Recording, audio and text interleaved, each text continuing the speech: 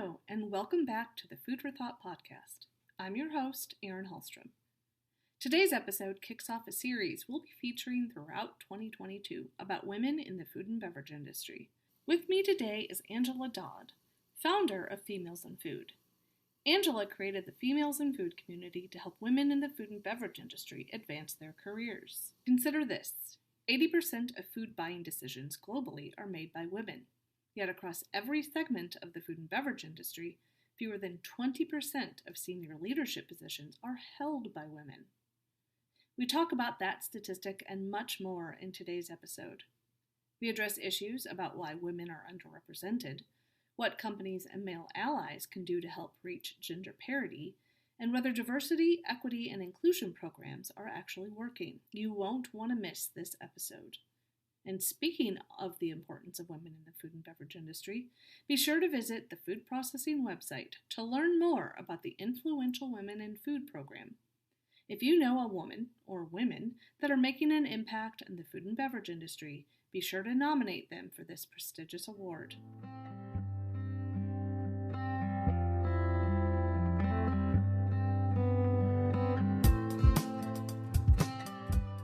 Angela, I am so excited to have you on. Welcome to the Food for Thought podcast.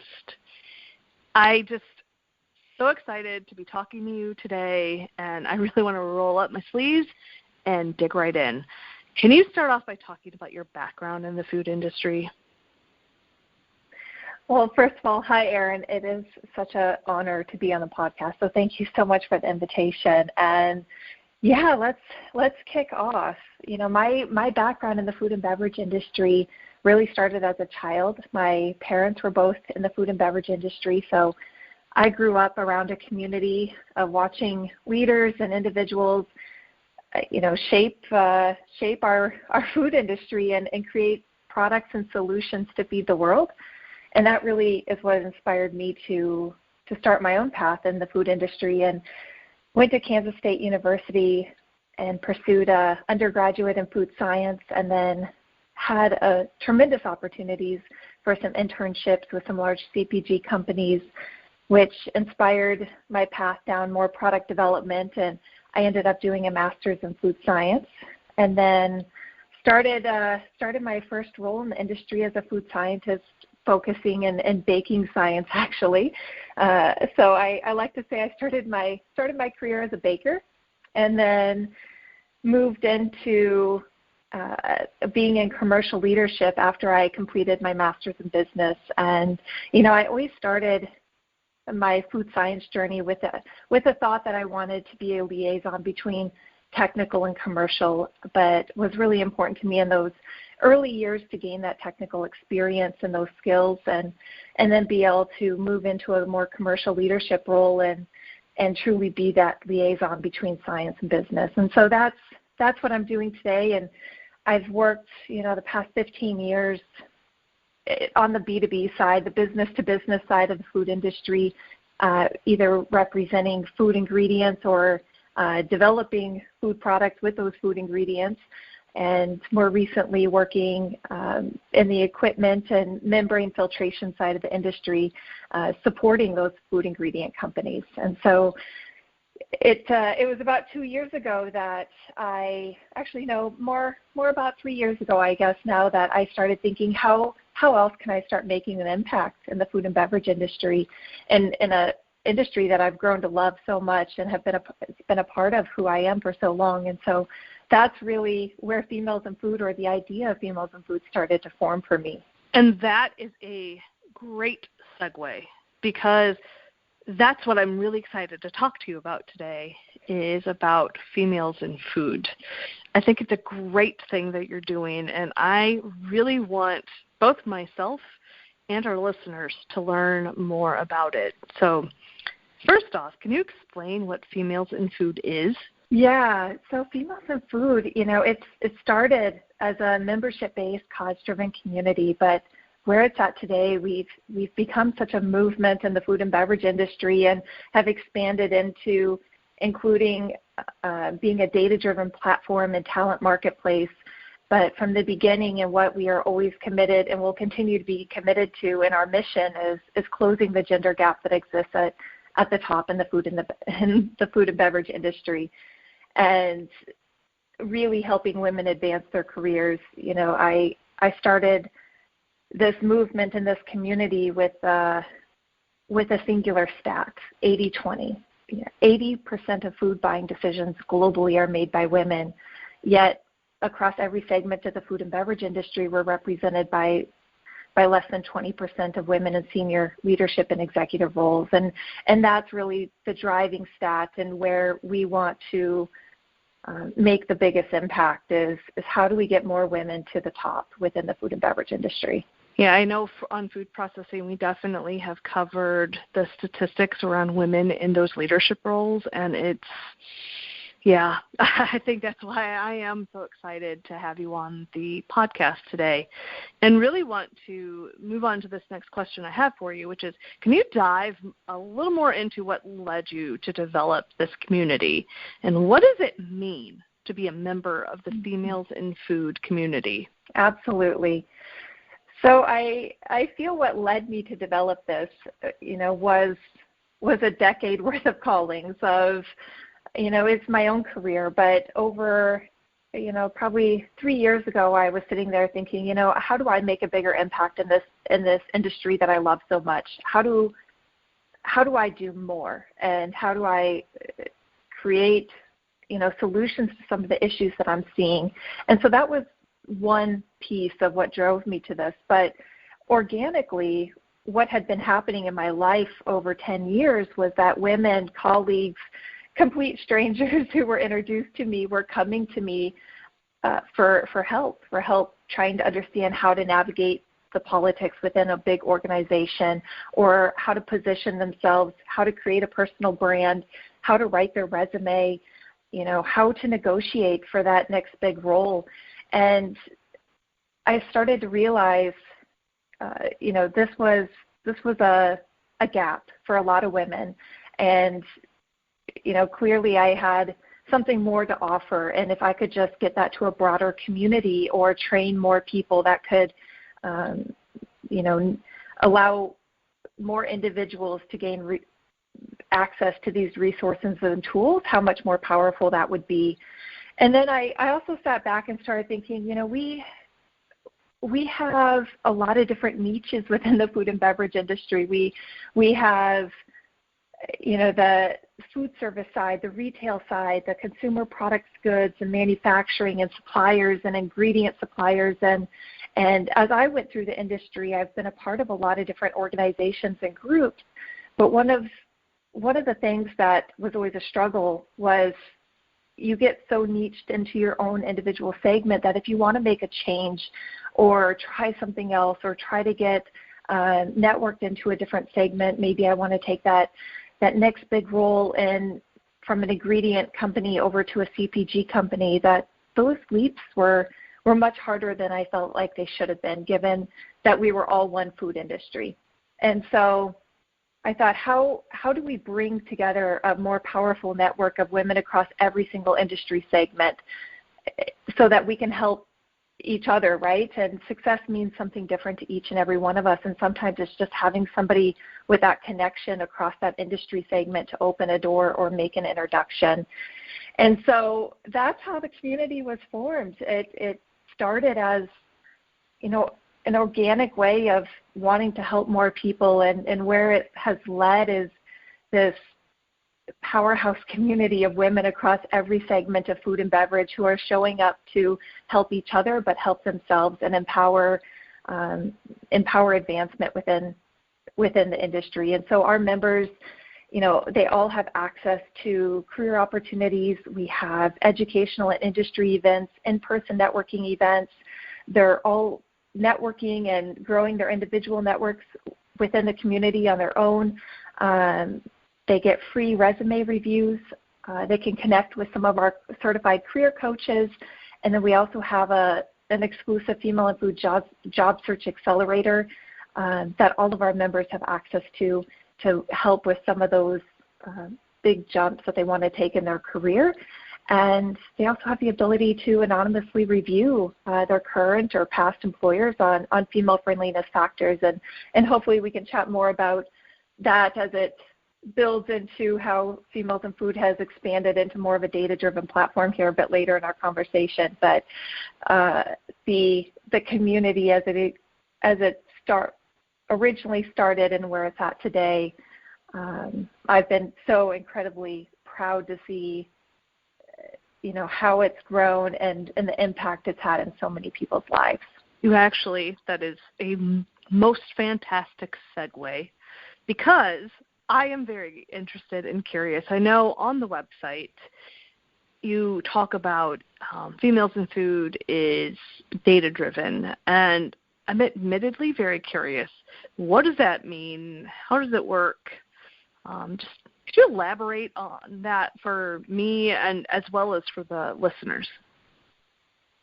Absolutely. And this is one of the areas, that as we listen to more women, we realized how much we needed to incorporate this into the platform. So, in the very early days, we started as a data-driven community by being a centralized place where our members or companies could come to us for consumer insights, right? We have a large group of women who with incredible insights to what their experiences are like either as consumers or employees, and being able to get some of that insight and data and to be able to use it to build better products. And we've taken that one step further and incorporated these anonymous employer reviews on female friendliness factors as a way to drive more transparency in the industry on where are some of the best places to work. We know that women look for jobs traditionally different than men. They lean heavily on their networks. They want to know, am I going to like this place that I'm going to work for? What is it like inside that company? And those are some of the most critical questions that women want to feel they want an answer to and to feel good about before making, big career jumps. And so being able to add this part to the website was such a big undertaking, but such an important piece to the community and to our mission and to really what we were hearing from women as far as what they needed. And so today individuals are able to, not just our members, but any woman in the food and beverage industry can go in and review their current or past employers on female friendliness factors. And this data, we have a set of questions around advancement opportunities, family support, flexibility, development, culture, aspects that we've built to identify are quite important to women as we think about what attracts them to a company, but ultimately what's going to help them develop and advance within that organization. And so this data is, driving transparency in the industry to help build a better workplace for women, but it's also data that organizations can use to really understand, what are they doing that's really resonating with women, and being able to partner with organizations on the back end to help them dive deeper within some of the data insights and really partner with them to help build better workplaces is another way we're able to champion our mission within the industry. So it's really a threefold of, how do we use data? And it will continue to evolve, right? Data is such a powerful tool that any way that we can help our members, organizations to champion advancement and more transparency within every industry segment, that's where we want to be. I feel like a lot of programs that you hear about that are geared towards women, you will inevitably have men, it's usually men, that come in and say, well, why not men? Why aren't you focused about the men in the food industry? So something I want to ask, because, again, I've noticed this myself, Are you ever approached, or I've noticed this myself about some things that I have done, similar programs, just observations. Are you ever approached by men in the food and beverage industry who want to get involved in females in food? Thank you so much for bringing up this point. And absolutely, I definitely have been approached from several men, not just several, countless, I would say, who want to get involved. And I get so encouraged and excited every time I'm approached, because from day one, I'd say, and how I always want females in food to be perceived is not, it's not anti-men, right? There's no anti-anything. It's, what can we do to help empower women in their careers? But men have to be allies. They have to help champion our efforts, right? We want them to be the other 50%. That's parity, right? And so anytime a man comes forward and wants to be a part of the solution or wants to help, my answer is always yes. Yes. How can we work together to create more allies, to create better workplaces, to create more inclusive environments? And it's something that brings me a lot of encouragement and excitement, because we have a lot to learn from each other. While Females in Food is a community of women, I also want to bring up the point that we also strive to provide an inclusive environment, and we define women and female as including all individuals who identify or have been identified as women or female. But that being said, if men want to be involved, right, we invite them as allies. We invite them to champion our efforts to be involved in industry, and we all have something to learn from one another. And it's very, very important that men are at the table and being a part of this solution. Something that we talked about earlier, especially when we were referring to the 80-20 aspect and, positions of leadership, women in leadership positions, really makes me think about gender diversity in the food and beverage industry. And I mean, ultimately, that's a big component of what we've talked about in this episode. Something I want to focus in on this next question is, why do you feel the industry lacks diversity, especially in leadership positions? It's a great question. And I think it's the $1 million question, right? If I had an absolute answer, I wish we could have parity tomorrow. I can share a bit more about, what I have personally seen and what I've heard, and what we've done as a community to address some of the gaps and where we're trying to make an impact. I think the reason we have a gap at the top and in these leadership positions is not for one reason. I think it's for multiple different reasons. And from an individual perspective, I think that's where the community initially was founded, to help empower women. Number one, let's make sure that women are being given the tools and resources, the network and the confidence to empower their own careers, to empower to use their voices, but encourage others to listen as well, right?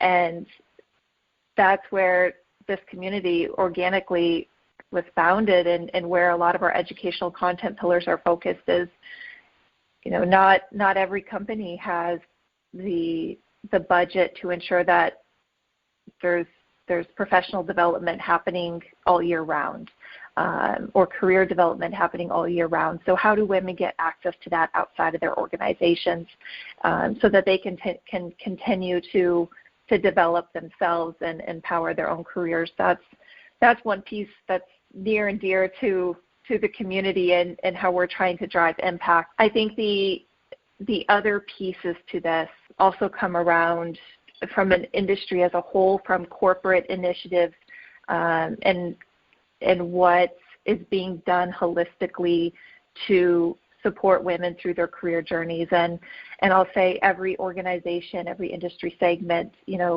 there's been so much conversation over the past couple of years, and I think great strides have been made. As I've spoken to a lot of organizations, some who just 5 years ago didn't have anyone responsible for DEI initiatives now have individuals in those seats, right, who are paying particular attention to how to roll out these initiatives and hit key goals and milestones within their organization. So I've been so happy to see progress over the past several years within this conversation. And, the areas that we've identified as a community that continue to be important to women and helping them through their career progression is really in that middle, starting at the beginning, I think is very important, ensuring a diverse candidate slate through that interview process, making sure biases aren't present through the interview process. But then as you get women through the door, what's being done inside an organization to ensure that you're retaining that talent, that you don't have a leaky bucket. I think that's the term. It's been coined, a leaky bucket in the middle where we've been seeing at unprecedented numbers women leaving the workforce quicker than ever before because of COVID. How are we going to, one, replace and bring women back in and not lose momentum on all the work that's been done in the prior years?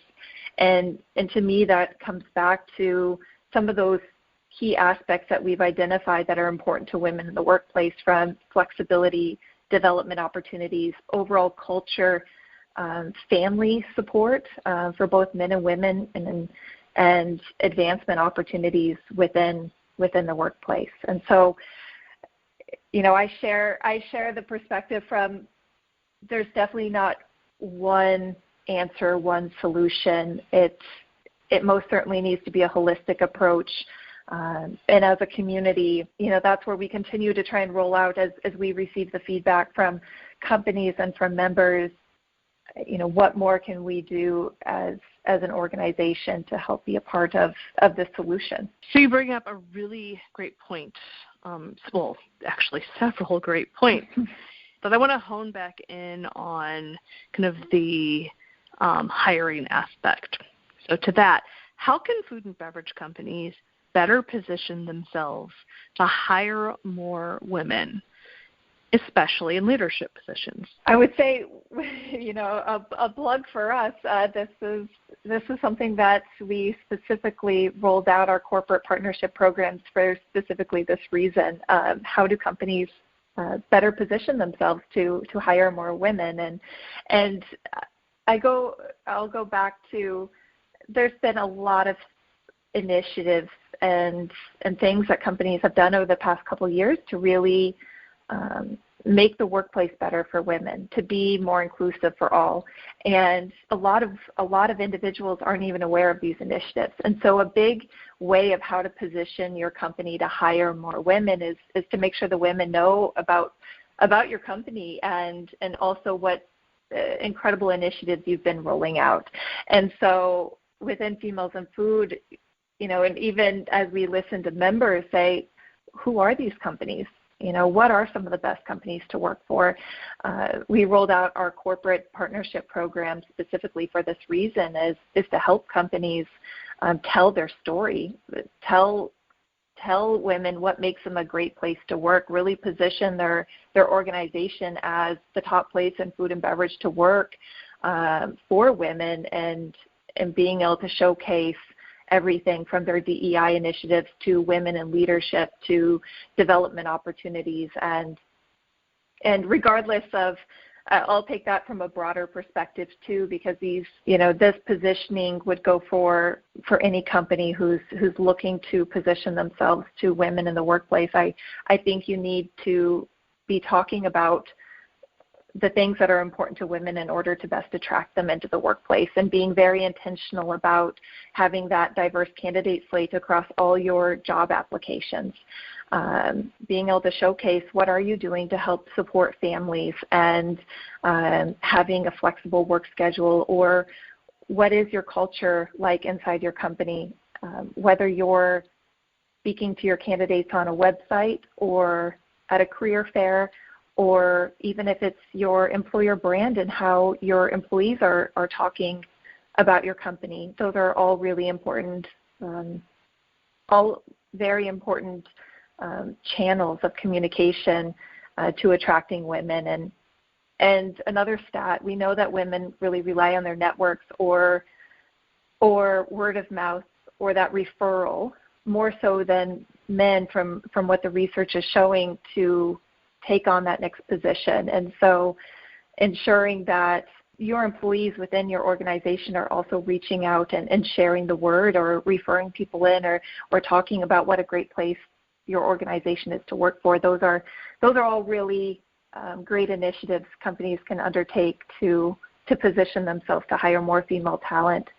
And then specifically into leadership positions, I think being very intentional, right, about parity at the top and where you're seeking your executive leaders from, but then, how are you developing your talent from within, ensuring you have a pipeline, ideally, that you can promote talent internally and develop your next generations of CEOs and executives at the top from internal would be a great goal as well. And so all of those initiatives are ideas and in ways, Females in Food, the entire platform that we're championing and advocating for companies to better position themselves to hire more women. I'm interested in your opinion on this. Do you think food companies are doing enough to advance their DEI efforts? It's a great question. As an industry as a whole, my personal stance on this, I've seen a lot of progress and initiatives over the past few years that have been very encouraging. But until we see parity at the top, I will say you can never do enough, right? Even as an organization and as a platform, we are always, the team and I are always thinking, what more can we do? What more, as we listen to feedback and from both members or corporations and saying, what else can be done? How can we continue to challenge the status quo? How can we put more initiatives or try different things, until we see parity? I'd say there can never be enough. And I hope that, just like food product innovation, we're always saying how do we push sustainability to the next level? How do we innovate better? How do we do bigger and better things? I think we have to take that same approach with DEI initiatives and gender diversity and all diversity and saying, how do we do more? Because until we see parity across the table, I don't think there can be too much. All right, last question for you. If any of our listeners wanted to learn more or become a member of Females in Food, how can they go about it? Yeah, absolutely. If they want to visit femalesinfood.community, they will be able to learn all about our platform, our community. They can leave an employer review, become a member. We have a few different memberships from a free one to our community membership, and really encourage everybody to reach out on the website, send us a note direct. They can also follow us on LinkedIn at femalesinfood.community or on Instagram as well, and keep up with everything that we're doing and featuring our members and spotlights and seeing current events and where the next networking event is being held. And so really encourage, whether it's on a social channel or on a website, that you get in touch and follow us. Well, Angela, it was a real treat to get to talk to you today. I am so excited about what you and your team are doing and look forward to seeing what you continue to do. And as a woman who is adjacent to the food and beverage industry, I think it's great what you're doing, and I am so happy to have gotten to talk to you about it. So thank you for being on this episode of the Food for Thought podcast.